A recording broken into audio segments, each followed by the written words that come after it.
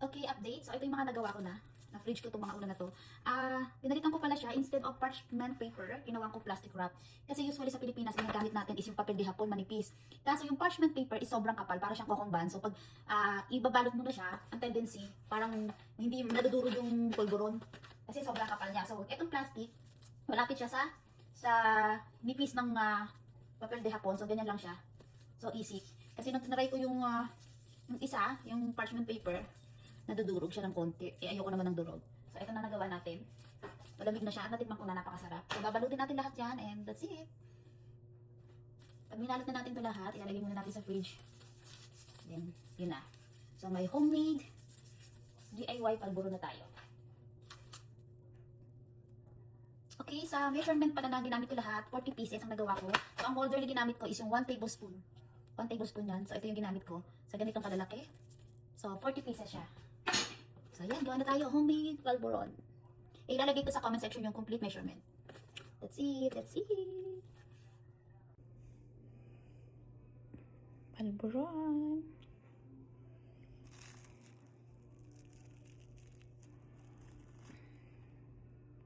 Everyone, gagawa tayo ngayon ng DIY or homemade polvoron. So, ito lang ating mga kailangan. Ito yung mga ingredients na meron ako kasi ayoko masayang.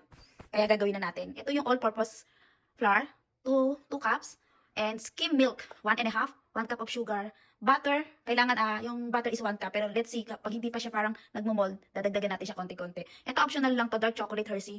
Pipinuhin ko siya, lalagyan ko siya ng 2 flavor, isang plain, saka isang may dark chocolate. Then, parchment paper only.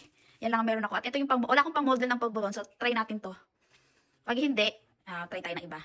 So, ang ano lang yan, instruction lang, lalagay mo lang to sa pan, i-golden brown mo lang siya ng a little bit ng 10 minutes, then palamigin mo, tapos halo mo na. Ay, hindi mo siya papalamigin, ihalo mo na itong mga milk, sugar, and butter.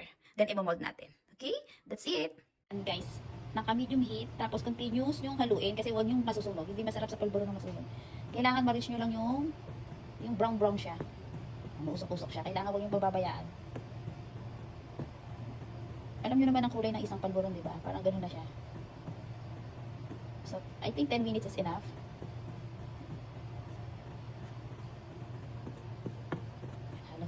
Halo hanggang maging golden brown siya.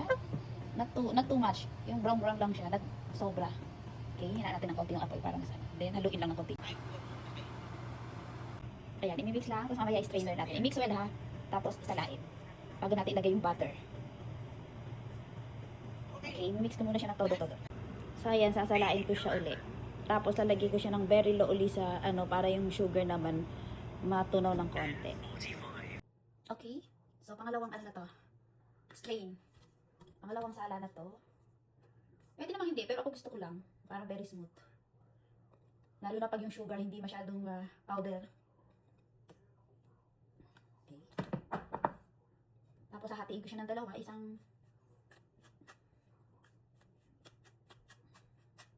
Ito pala yung unang sala. Then, this is the second one.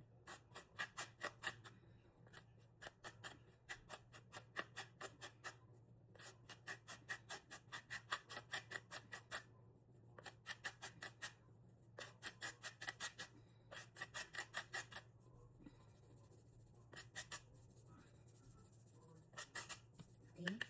Tapusin ko lang lahat, then balikan ko kayo. Okay, done. Kita mo, second sala ko na yan, meron pa rin mga maliliit na beads. So, doon na siya, lalagyan natin siya ng butter. Yung butter, yung consistency niya dapat is, yung ano lang, saktong mold lang. So, sabi is half cup or 1 cup. So, try natin. Half cup muna tayo.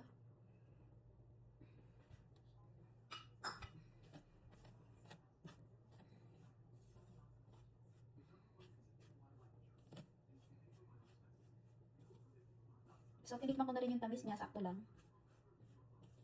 Pwede rin pala siyang lagyan ng 2 tablespoon ng condensed milk, optional. Ako hindi na need.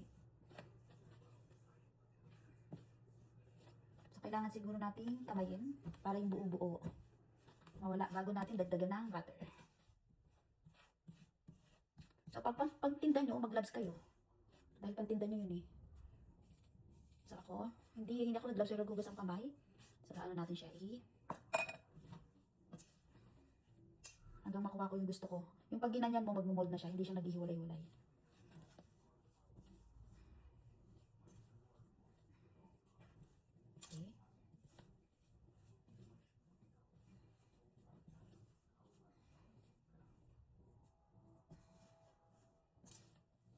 Parang, dapat ang consistency niya parang kinetic yung wet.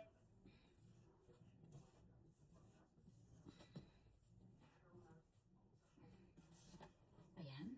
So, bago ko siya, ay, ano yun ulit, dagdagan pa natin ng konti. Wait. Lagyan natin siya ng a little bit more. Okay. Ang una, half cup lang yun ha. Tapos, itong pangalawang dinagdag ko siguro mga 1 tablespoon lang yun.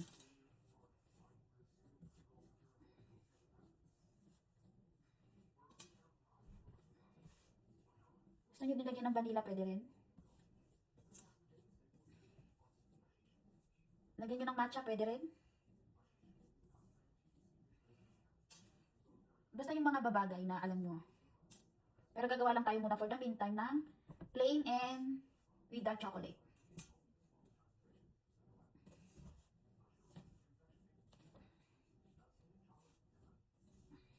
Okay, titikman ko lang ng alit. Ang sarap. Lasang-lasa yung skim. Ang nilagay ko pala dito, skim milk ka. Skim milk. Okay. Pag ginanyan nyo, diba, hindi pa masyado nagbubuo. So, lagyan natin ulit. I think lalagyan ko din ng vanilla.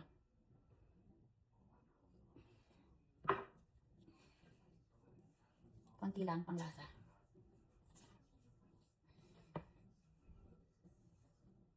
Okay, lagyan natin vanilla para pag hinalo ko, nahalo na lahat.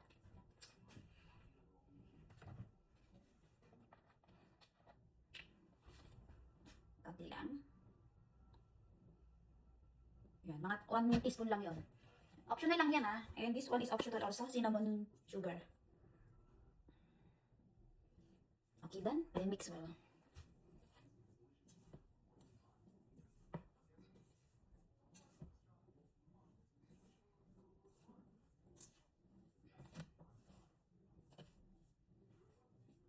Of course, pag ititinda nyo, lagyan nyo ng gloves yung kamay nyo. But ako, kahit hindi ako nag-gloves, nahinugasan ko. Trial lang to. This is the first time nagagawa. Okay, I think it's enough.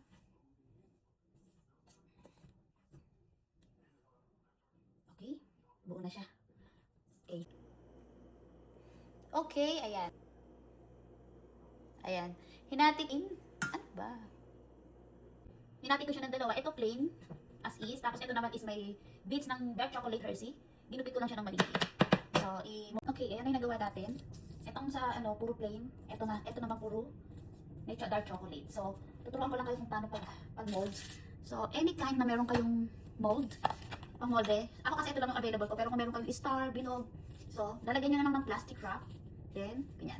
Kailangan siksik na siksik para, yan. Punuin nyo, then press. Press, press, press. Yan, press. So, mamaya hanap ako ng ibang shape.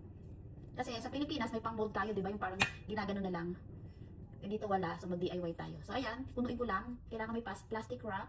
Then, pag ginanyan mo, hihilahin mo, saka kailangan press para buo. Oops. So, that's it. Yun. So, meron pang isa. Turo ko sa inyo ulit. Ilagay yung plastic wrap. Punuin. Press. Kailangan press na press. Yun. Siksik. I-push. Yan. Then, alisin yung gilid. Punuin ko pa para pag... Yan. Then, lagyan nyo dito. Hilahin yung plastic. Yung cup. That's it. So, meron na kayo. So, tapusin ko muna lahat. Dahil ito may plain pa ako and may dark choco pa ako.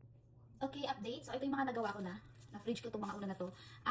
Pinalitan ko pala siya. Instead of parchment paper, ginawa ko plastic wrap. Kasi usually sa Pilipinas, ang nagamit natin is yung papel de hapon, manipis. Kaso yung parchment paper is sobrang kapal. Para siyang kokongban. So, pag ibabalot mo na siya, ang tendency, parang hindi nadudurog yung polvoron. Kasi sobrang kapal niya. So, itong plastic, malapit siya sa nipis ng papel de hapon. So, ganyan lang siya. So, easy. Kasi nung tinry ko yung isa, yung parchment paper, nadudurog siya ng konti. Ayoko naman ng durog.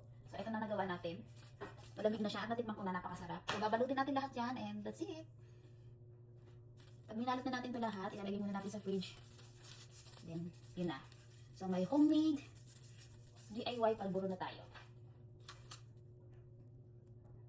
Okay. Okay, sa measurement pala na ginamit ko lahat, 40 pieces ang nagawa ko. So, ang molder na ginamit ko is yung 1 tablespoon. 1 tablespoon yan. So, ito yung ginamit ko sa ganitong kalalaki. So, 40 pieces siya. So, yan. Gawa na tayo. Homemade pulveron. Ilalagay ko sa comment section yung complete measurement. That's it. That's it. Pulveron.